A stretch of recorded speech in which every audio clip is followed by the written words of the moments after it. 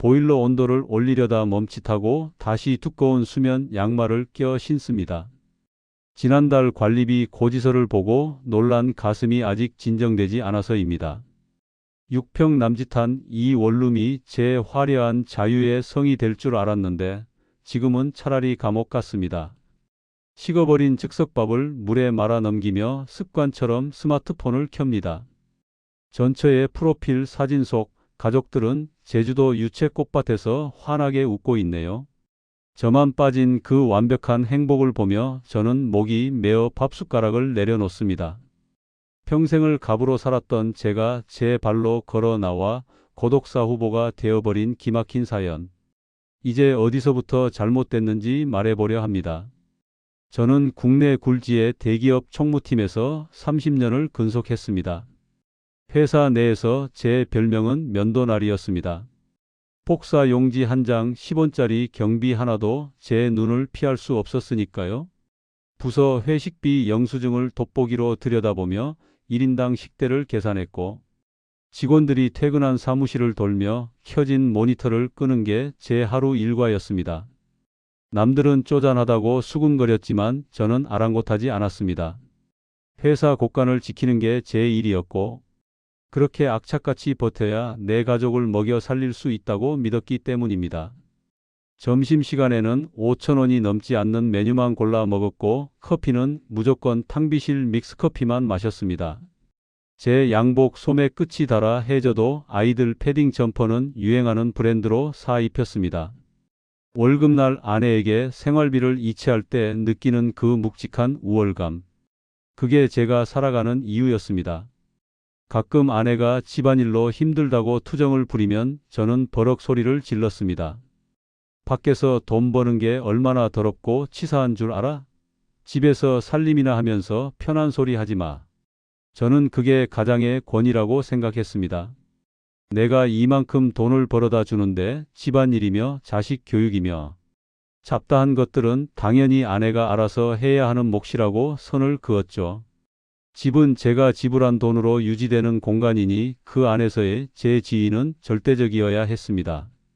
정년퇴직을 하고 짐을 싸서 나오던 날 정문을 나서며 저는 회사를 향해 뒤도 돌아보지 않았습니다. 이제 지긋지긋한 노동은 끝났다. 이제부터는 진짜 내 세상이다. 그런 해방감에 가슴이 벅차올랐습니다. 그동안 가족을 위해 희생했으니 이제 남은 30년은 온전히 대접받으며 살 자격이 있다고 확신했습니다. 아내가 아침 저녁으로 진수성찬을 차리고 저는 거실 소파 한가운데 누워 왕처럼 군림하는 노후. 그것은 제게 선택이 아니라 당연히 주어지는 보상이어야 했습니다. 하지만 현관문을 열고 들어선 그 집은 제가 꿈꾸던 왕국이 아니었습니다. 퇴직하고 일주일이 지난 어느 날 점심이었습니다. 아내가 친구들과 모임이 있다며 나가려고 화장대를 정리하고 있었죠. 저는 소파에 비스듬히 누워 리모컨을 돌리다가 툭 한마디 던졌습니다. 여보, 밥은 차려놓고 가야지. 아내가 황당하다는 표정으로 저를 쳐다보더군요. 냉장고에 반찬 있으니까 꺼내 드세요. 밥은 밥솥에 있고. 그 말에 저는 순간 욱했습니다. 30년 동안 회사 구내식당 밥만 먹다가 이제 겨우 집밥 좀 따뜻하게 먹겠다는데 식은 반찬을 꺼내 먹으라니요.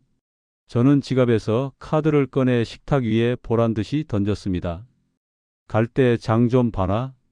그리고 앞으로 나 점심때는 찌개 하나라도 새로 끓여. 내가 누누이 말했지? 국 데운 거 싫어한다고. 당신 그동안 내가 벌어다 준 돈으로 편하게 살았으면 이제 남편 삼시세끼는 정성스럽게 모셔야 하는 거 아니야? 아내는 아무 말 없이 카드를 노려보더니 현관문을 쾅 닫고 나가버렸습니다. 저는 혀를 쯧쯧 찼습니다. 남편 귀한 줄을 모르는군. 길을 좀 꺾어놔야겠어. 저는 이게 다 가장의 위험을 세우는 과정이라고 생각했습니다. 그 길로 저는 백화점으로 향했습니다. 평생 갖고 싶었지만 좁은 집 핑계로 아이들, 학원비 핑계로 미뤄뒀던 최고급 리클라이너 소파를 사기 위해서였죠. 가격표에 적힌 350만 원이라는 숫자가 조금 부담스러웠지만 눈 딱 감고 결제했습니다. 내가 이 정도 누릴 자격은 차고 넘치지. 이틀 뒤 배송기사들이 거대한 가죽 소파를 들고 현관에 들이닥쳤습니다. 아내는 기겁을 하며 뛰어나왔습니다. 이게 다 뭐야? 이 좁은 거실에 이걸 어디다 두려고? 저는 거실 창가 쪽에 아내가 애지중지 키우던 화분들을 가리켰습니다. 저 화분들 다 베란다로 치워. 거기 내 자리야. 햇볕 잘 들고 텔레비전 정면으로 보이는 명당이잖아. 아내가 울상을 지으며 소리쳤습니다. 저건 겨울에 베란다에 두면 얼어 죽어. 그리고 거실이 좁아지잖아. 당신 제정신이야? 하지만 저는 듣지 않았습니다. 배송 기사들에게 손짓하며 화분을 구석으로 밀어버리고 그 자리에 웅장한 소파를 설치했죠.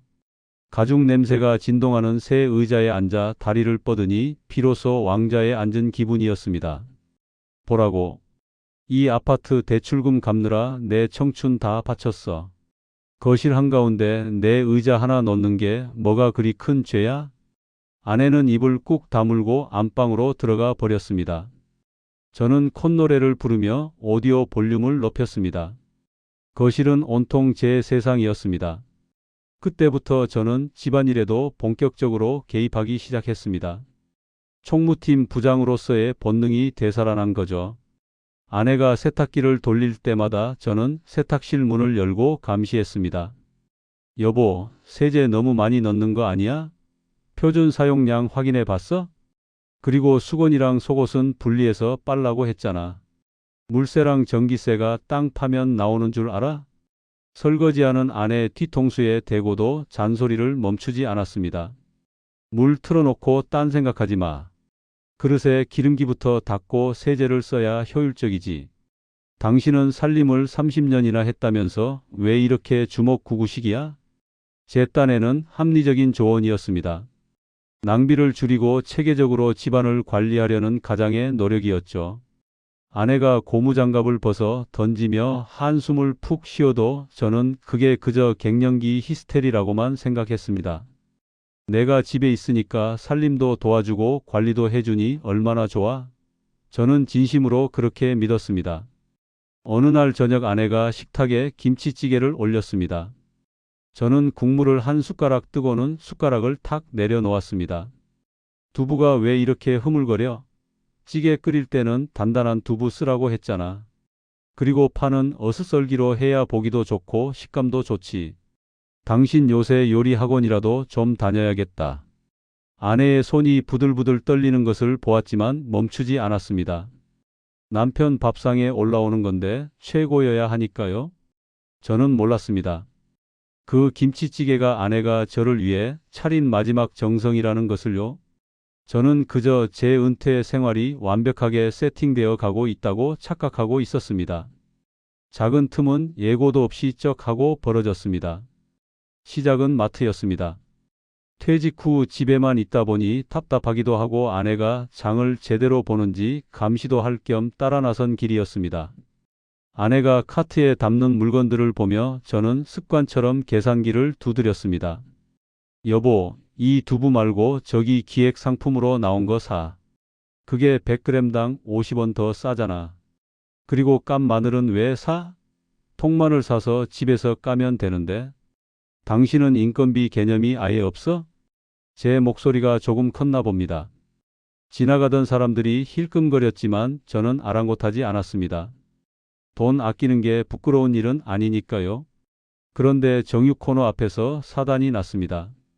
아내가 한우 국거리를 집어들자 제가 낚아채듯 빼앗아 진열대에 다시 올려두었습니다. 미쳤어? 국 끓이는데 무슨 한우를 써? 수입산 써도 맛 똑같아. 내가 퇴직하더니 돈 귀한 줄 모르고 막 쓰네. 이럴 거면 장 보러 나오지 마. 그 순간 아내의 표정이 싸늘하게 굳었습니다. 평소 같으면 알았어요 하고 내려놓았을 사람이 그날은 달랐습니다. 아내는 카트를 그 자리에 팽개치듯 밀어버리더니 저를 똑바로 쳐다보며 말했습니다. 그래, 나 안 해. 당신 혼자 천년만년 싼 거 찾아 먹고 잘 살아봐. 아내는 뒤도 돌아보지 않고 마트를 빠져나갔습니다. 덩그러니 남겨진 카트와 주변 사람들의 수군거리는 소리. 저는 얼굴이 화끈거렸지만 속으로는 코웃음을 쳤습니다. 자기가 잘못해놓고 어디서 성질이야? 집에 가서 보자. 저는 보란듯이 수입산 고기와 떨이 상품들만 골라 담아 의기양양하게 귀가했습니다. 하지만 집에 돌아왔을 때 아내는 없었습니다. 저녁 시간이 지나도 들어오지 않았습니다. 전화를 걸어봤지만 고객님의 전화기가 꺼져 있다는 안내 멘트만 흘러나왔습니다. 밤 10시가 넘어서야 도어록이 열리는 소리가 들렸습니다. 저는 소파에 팔짱을 끼고 앉아 벼르고 있었습니다. 지금 시간이 몇 시인데 이제 들어와? 밥도 안 차려놓고 어디 갔었어? 아내는 대꾸도 하지 않고 안방으로 들어가 문을 잠가버렸습니다. 그날 밤 거실 소파에서 혼자 텔레비전을 보는데 기분이 묘했습니다. 화가 나면서도 한편으로는 등골이 서늘해지는 느낌이었습니다. 아내가 저렇게 완강하게 방문을 걸어 잠근 건 결혼 생활 40년 만에 처음이었거든요. 날부터 집안 공기가 달라졌습니다. 아내는 밥상을 차리긴 했지만 제 앞에 국그릇을 툭 던지듯 내려놓고는 건너편에 앉아 스마트폰만 들여다봤습니다. 밥 먹는데 핸드폰 좀 그만 봐. 식사 예절도 몰라? 제 호통에도 아내는 들은 채 만채했습니다. 마치 제가 투명 인간이라도 된 것 같았습니다. 더 기가 막힌 건 며칠 뒤였습니다. 아내가 화장대 앞에서 화려한 원피스를 입고 화장을 하고 있더군요. 립스틱을 짙게 바르는 모습이 낯설었습니다. 어디가? 동창회 가? 나도 심심한데 데려다 줄까? 가서 밥이나 같이 먹고 오지 뭐. 제가 짐짓 인심 쓰듯 물었습니다. 그러자 아내가 거울을 통해 저를 노려보며 차갑게 내뱉었습니다. 당신이 거길 왜 가? 눈치라는 게 있으면 좀 빠져줘. 내 친구들 남편은 다들 알아서 잘 노는데 당신은 왜 나만 졸졸 쫓아다녀? 껌딱지야? 껌딱지라니요? 평생 가족을 위해 헌신한 남편한테 할 소리입니까? 저는 말문이 막혀 뻐끔거리는데 아내는 핸드백을 챙겨 나가버렸습니다. 현관문이 닫히는 소리가 유난히 크게 울렸습니다. 텅 빈 거실에 혼자 남은 저는 억울해서 견딜 수가 없었습니다. 내가 지들 먹여 살리느라 친구도 끊고 취미도 없이 일만 했는데 이제 와서 나를 왕따 시켜? 두고 보자. 내가 가만히 있을 줄 알아? 그때부터 집은 전쟁터가 아니라 저를 옥죄는 감옥이 되었습니다. 남들은 아내가 바가지 긁는 게 힘들다고 하죠? 아닙니다. 진짜 비참한 건 집안에서 철저히 투명 인간 취급을 당하는 겁니다. 여름이 시작될 무렵이었습니다. 푹푹 찌는 더위에 저는 거실 에어컨을 켰습니다. 평생 회사에서 넥타이 메고 일하느라 더위라면 질색이었으니까요. 그런데 5분도 안 돼서 아내가 거실로 뛰어나와 전원을 확 꺼버리는 겁니다. 전기세 아까운 줄 모르고 혼자 있는데 에어컨을 틀어? 선풍기 써요, 선풍기. 기가 찼습니다. 제가 이 아파트 관리비를 30년 넘게 냈습니다. 내가 내 집에서 시원하게 있겠다는데 그게 그렇게 큰 죄입니까? 여보, 내가 평생 땀 흘려번 돈이야. 이제 늙어서 더위 좀 식히겠다는데 그게 그렇게 아까워? 제 항변에 아내는 싸늘하게 대꾸하더군요. 당신 이제 월급 안 들어오잖아. 연금 그거 얼마나 된다고 흥청망청이야? 정 더우면 은행이나 도서관 가서 시간 때우고 오든가. 그 말에 가슴 한구석이 쿵 하고 내려앉았습니다. 아내에게 저는 더 이상 가장이 아니었습니다. 매달 꽂히던 월급이라는 연료가 끊기자 폐기 처분해야 할 고철 덩어리에 불과했던 겁니다. 더 서러운 건 소외감이었습니다. 어느 날 저녁 딸아이가 친정에 왔습니다. 거실에서 아내와 딸이 낄낄거리며 스마트폰을 보고 있더군요. 무슨 재미있는 일인가 싶어 슬그머니 옆으로 가서 물었습니다. 뭐가 그렇게 재밌냐? 아빠도 좀 같이 보자. 그러자 딸이 황급히 화면을 끄며 정색을 했습니다. 아무것도 아니에요. 그냥 친구 얘기. 그런데 얼핏 본 화면이 이상했습니다. 사랑하는 우리 가족이라는 단체 채팅방이었는데 거기엔 저만 없었습니다. 저를 뺀 셋이서 맛집 공유하고 여행 계획 짜고 제 흉을 보고 있었던 겁니다. 너희들끼리 단톡방 만들었냐? 아빠는 왜 초대 안 해? 제 질문에 딸이 곤란하다는 듯 아내 눈치를 보더니 말했습니다. 아빠는 카톡 잘 안 보시잖아요. 그리고 말이 너무 많아서 분위기 깨신다고 엄마가. 말문이 막혔습니다. 밖에서 상사 눈치 보고 거래처 접대하며 비굴하게 웃을 때 제 유일한 희망은 가족이었습니다. 그런데 정작 그 가족들에게 저는 분위기 깨는 꼰대이자 초대받지 못한 손님이었습니다. 결정타는 돈 문제였습니다. 평생 품어왔던 작은 꿈이 하나 있었습니다. 색소폰을 배우는 거였죠. 퇴직하면 멋지게 한 곡 연주해 보고 싶어서 비자금을 털어 중고 색소폰을 하나 사왔습니다. 그런데 그걸 본 아내가 불같이 화를 냈습니다. 당신 미쳤어? 지금 이럴 돈이 어디 있어? 이거 내 돈이야. 내가 평생 일해서 번 돈으로 악기 하나도 못 사? 딸내 이번에 전세금 올려줘야 한단 말이야. 당신 퇴직금 그거 우리 노후 자금이 아니라 애들 줘야 한다고. 당신은 부모가 돼서 자식 생각은 안 해? 억장이 무너졌습니다. 제 퇴직금은 제 인생의 성적표였습니다. 뼈 빠지게 일한 대가였습니다. 그런데 그마저도 제 것이 아니었습니다. 아내에게 남편은 그저 돈 벌어오는 기계였고 기계가 멈추니 부품이라도 팔아먹으려는 것 같았습니다. 그날 밤 저는 색소폰 케이스를 끌어안고 베란다 구석에 쭈그리고 앉았습니다. 거실 소파는 아내 차지였고 안방 침대는 저를 거부했으니까요. 베란다 창문에 비친 제 얼굴이 보였습니다. 늙고 초라하고 갈 곳 없는 늙은이 하나. 내가 이러려고 30년을 버텼나? 평생을 바쳐 지켜온 가정인데 정작 이 집 안에 내 자리는 단 한 평도 없다는 사실을 저는 너무 늦게 깨달았습니다. 그리고 마음속에서 무언가가 툭 끊어지는 소리가 들렸습니다. 결국 터질 게 터지고 말았습니다. 추석 명절 당일이었습니다. 딸 내외가 찾아와 오랜만에 집안이 북적였지만 제 자리는 여전히 가시방석이었습니다. 아내는 부엌에서 전을 부치며 거실에 들리도록 큰 소리로 한탄을 시작했습니다. 아이고 내 팔자야. 남들은 남편이 은퇴하면 해외여행이다 뭐다 호강한다는데 나는 삼시세끼 밥상 차리느라 허리가 휜다 휘어. 덩치는 산만해가지고 소파에 딱 붙어서 꼼짝도 안 하니 청소도 못하고 아주 상점 모시느라 내가 병이 났다. 그 소리를 듣고 있던 딸이 저를 흘겨보며 거들더군요. 아빠, 엄마 좀 도와주세요. 집에서 노시면서 왜 그렇게 엄마를 힘들게 해요? 그리고 엄마 말 들어보니까 퇴직금 가지고 고집 부리신다면서요. 우리 아파트 대출 급한데 아빠가 좀 융통성 있게 해주시면 안 돼요? 순간 머릿속에서 뭔가가 하얗게 불타오르는 느낌이었습니다. 평생 내 살 깎아 먹여 살린 처자식이 이제는 대놓고 나를 무능하고 고집 센 짐짝 취급하며 내 돈까지 강탈하려 들다니. 숟가락을 탁 내려놓자 식탁에 정적이 흘렀습니다. 저는 떨리는 목소리로 하지만 또렷하게 말했습니다. 다들 조용히 해. 내가 너희들한테는 돈 나오는 자판기로밖에 안 보이지? 기계 고장 나니까. 이제 폐기 처분하고 고철값이라도 챙기겠다는 거냐? 아내가 어이없다는 듯 콧방귀를 끼더군요. 당신 말 다 했어?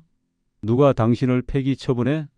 당신이 꽉 막혀서 말이 안 통하니까 하는 소리잖아. 그래, 말이 안 통하니까 그만하자. 이혼해. 나도 이제 너 같은 여자 지긋지긋하다. 내 퇴직금, 내 연금, 내 자산반으로 딱 잘라 나눌 테니까 그거 가지고 나가서 내 마음대로 살 거야. 너희들한테 한 푼도 안 뺏기고 내가 먹고 싶은 거 먹고 사고 싶은 거 사면서 살 거라고. 딸이 울면서 말리고 사위가 안절부절못했지만 제 귀에는 아무것도 들리지 않았습니다. 오히려 속이 뻥 뚫리는 것 같았습니다. 아내의 얼굴이 하얗게 질리는 걸 보며 묘한 승리감마저 느꼈습니다. 봐라, 내가 돈줄을 끊겠다고 하니 이제야 겁이 나지. 저는 그 길로 안방에 들어가 제 도장과 통장을 챙겨 들고 나왔습니다. 법원 앞에서 만나기로 한 날 아내는 의외로 덤덤했습니다. 아니, 오히려 해방된 사람처럼 표정이 밝아 보였습니다. 재산 분할 합의서에 도장을 찍으며 아내가 마지막으로 남긴 말은 저를 비웃는 것 같았습니다. 그래, 당신 소원대로 혼자 잘 먹고 잘 살아봐. 당신이 혼자서 뭘 할 수 있을지 나도 참 궁금하네. 저는 코웃음을 쳤습니다. 걱정 마. 너 잔소리 없는 세상이 나한테는 천국이니까. 법원을 나서는 발걸음은 구름 위를 걷는 듯 가벼웠습니다. 통장에 찍힌 제 몫의 목돈, 그리고 앞으로 들어올 연금. 이제 누구 눈치도 안 보고 에어컨을 빵빵 틀고 밤새 낚시 채널을 보고 색소폰을 불 수 있다는 생각에 가슴이 벅차올랐습니다. 그것이 자유가 아니라 지옥으로 들어가는 급행열차 티켓인 줄은 꿈에도 모른 채 저는 혼자 식당에 들어가 비싼 갈비탕 한 그릇을 시원하게 비웠습니다. 이혼 도장을 찍고 나온 지 벌써 2년이 지났습니다. 그토록 원하던 자유를 얻었지만 지금 제 삶은 자유가 아니라 유배 생활이나 다름없습니다. 6평 남짓한 이 원룸이 제 세상의 전부입니다. 처음 한 달은 정말 좋았습니다. 에어컨을 18도로 맞춰놓고 팬티 바람으로 돌아다녀도 잔소리하는 사람이 없었으니까요. 밤새 낚시 채널을 봐도 누구 눈치 볼 필요가 없었습니다. 하지만 그 해방감이 지독한 외로움으로 바뀌는 데는 그리 오랜 시간이 걸리지 않았습니다. 가장 큰 문제는 밥이었습니다. 평생 아내가 차려주는 밥만 먹던 제가 밥솥 물 맞추는 법을 알 리가 없었죠. 처음엔 배달 음식을 시켜 먹었지만 재산 분할로 받은 돈이 생각보다 빨리 줄어드는 걸 보고는 그마저도 끊었습니다. 지금은 편의점 도시락이나 라면으로 대충 때웁니다. 영양 불균형 때문인지 얼마 전에는 대상포진까지 왔습니다. 등허리가 찢어질 듯 아픈데 물 한 잔 떠줄 사람이 없더군요. 식은땀을 흘리며 방바닥을 기어가 냉장고 문을 여는데 문득 아내 생각이 났습니다. 예전에 감기만 걸려도 꿀물을 타주고 죽을 끓여주던 그 손길이 사무치게 그리웠습니다. 그토록 배우고 싶었던 색소폰은 어이없게도 애물단지가 되었습니다. 방음이 안 되는 원룸이라 한번 불어보지도 못하고 옷장 위에 처박혀 먼지만 쌓여 있습니다. 낚시도 혼자 가니 재미가 없더군요. 잡은 고기를 자랑할 사람도 매운탕 끓여줄 사람도 없는데 무슨 맛으로 낚시를 하겠습니까? 결국 제가 원했던 건 가족이라는 울타리 안에서의 대접이었지 울타리 밖의 고립이 아니었던 겁니다. 저는 호랑이가 아니라 사육사가 없으면 굶어 죽는 늙은 동물원 사자였던 셈입니다. 얼마 전 술에 취해 전처의 SNS를 몰래 훔쳐보았습니다. 프로필 사진 속 그녀는 친구들과 제주도 여행을 가서 활짝 웃고 있더군요. 화장기 없는 얼굴이었지만 제 잔소리에 시달리던 시절보다 훨씬 젊고 건강해 보였습니다. 그 사진을 보는데 가슴이 미어지는 것 같았습니다. 그녀는 나라는 짐을 벗어 던지고 날아올랐는데 나는 자유라는 이름의 감옥에 갇혀 서서히 말라가고 있다는 사실을 인정할 수밖에 없었습니다. 딸아이에게 전화를 걸어보려 했지만 통화 버튼 위에서 손가락만 떨다 그만두었습니다. 아빠가 엄마 괴롭히는 거 지긋지긋하다던 딸의 마지막 눈빛이 떠올라서요. 혹시 지금 이 글을 보고 계신 남편분들 중에 저처럼 은퇴 후 아내의 간섭이 귀찮고 내 돈 내가 쓰며 자유롭게 살고 싶다는 분이 계신가요? 제발 멈추십시오. 아내의 잔소리는 간섭이 아니라 당신을 사람답게 살게 해주는 생명 유지 장치입니다. 삼시세끼 밥상 받는 걸 권리라고 착각하지 마십시오. 그건 기적 같은 호의입니다. 저는 그 호의를 권리인 줄 알고 걷어찼다가 이제는 누구도 찾지 않는 이 좁은 방에서 고독사를 걱정하는 처지가 되었습니다. 부디 저처럼 어리석은 선택으로 남은 인생을 차가운 후회 속에서 보내지 않으시길 바랍니다. 제 이야기는 여기까지입니다.